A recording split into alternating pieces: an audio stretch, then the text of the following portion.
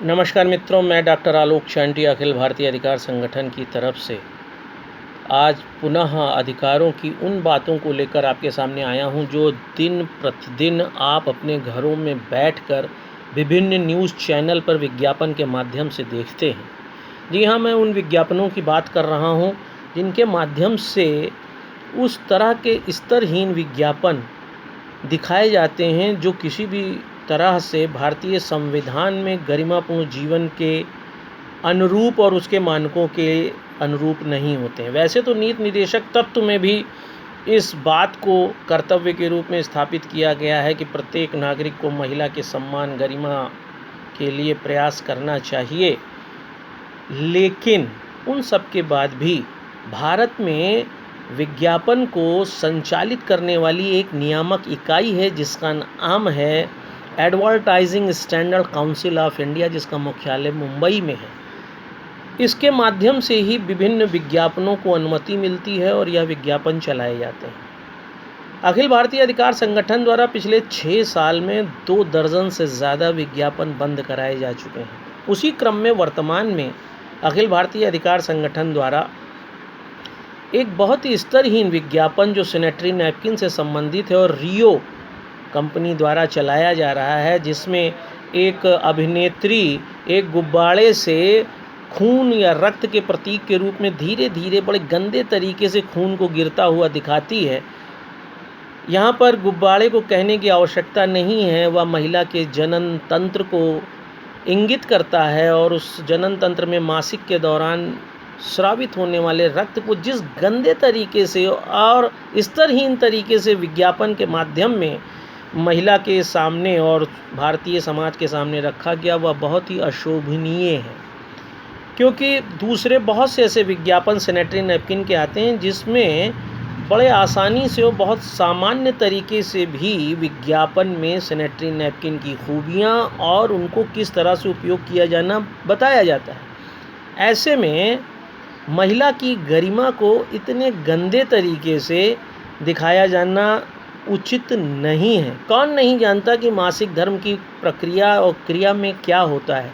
कौन नहीं जानता माँ बनने के बाद दूध माँ कैसे पिलाती है। लेकिन इसका तात्पर्य यह नहीं है कि हम विज्ञापन के जरिए माँ को दूध कैसे बनता है, कैसे पिलाती है, ये दिखाएं। कैसे मासिक धर्म में उसको रक्तस्राव होता है, इसको दिखाने लगे। हम सभी जानते हैं बच्चे कैसे पैदा होते हैं, लेकिन इसका तात्पर्य यह नहीं है कि आधुनिकता और विज्ञान के नाम पर, ज्ञान के नाम पर हम यह क्रियाएं दिखाने लगें कि बच्चे कैसे पैदा किए जाते हैं।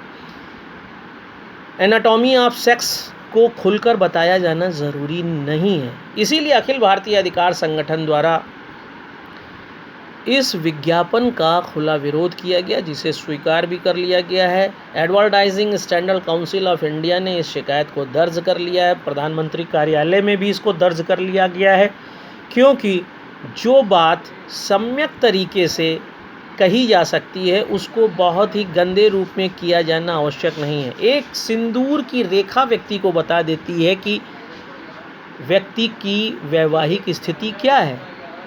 बहुत ही सुंदर तरीके से सामाजिक और सांस्कृतिक रूप से भी बातों को रखा जा सकता है। ऐसे में एक गुब्बारे को गर्भ का प्रतीक बनाकर जिस तरह से रक्तस्राव को दिखाया गया, वह महिला के लिए सिर्फ अपमान करने वाला है। भारत की जनता ना तो इतनी पढ़ी लिखी है और आए दिन महिलाओं के साथ होने वाली छेड़छाड़ और उन दुर्घटनाओं में को ध्यान में रखते हुए यदि इस घटना को समझा जाए तो कोई भी व्यक्ति सड़क पर निकलती हुई लड़की के सामने गुब्बारा लेकर खड़ा होकर इस तरह की प्रतीक के रूप में मासिक धर्म की क्रिया अगर दिखाएगा तो लड़की को कितना एम्बैरसिंग लगेगा, वह कितनी दुखी हो सकती है।